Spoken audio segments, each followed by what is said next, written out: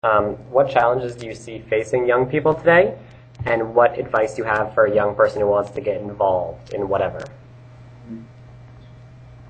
Well, I think one big challenge for our generation is just the fact that we're facing some overwhelming, or seemingly overwhelming issues.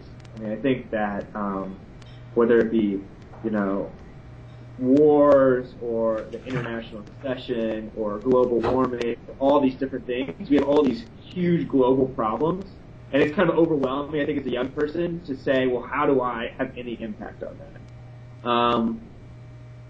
And so, I think what we've learned is that the best place to begin working is the place sort of immediately around you, whether that be your hometown or off campus or somewhere else. I think we, as kind of a generation that's really grown up in kind of a global culture, our first inclination is to go help someone else, right? So many people want to go abroad and do things and help other people and developing countries and things like that, and I was part of that. I mean, I was going into Peace Corps, yeah. And that's not bad. I mean, I think that there's a lot to be gained from that, but that unfortunately a lot of people, when asked what can you do like around you right now, they won't be able to give you a good answer because they're not really thinking about that as much.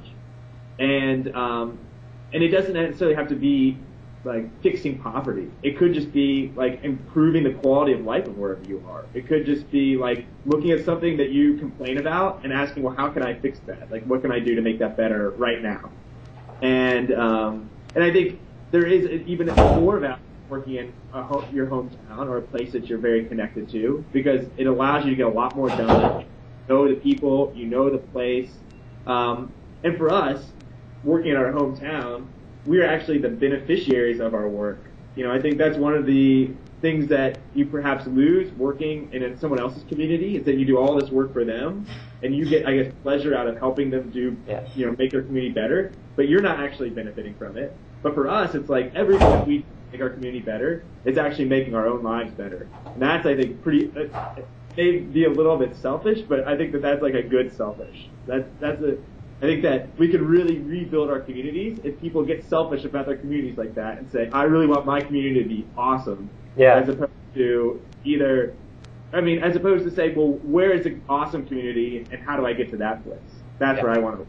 And so, there's a lot that can be learned, and even if you don't stay, I think, the tools and the experiences we've gained working in our hometown, which I never could have gained working in West Philadelphia because I wasn't part of that community, are things I'll take with me for the rest of my life.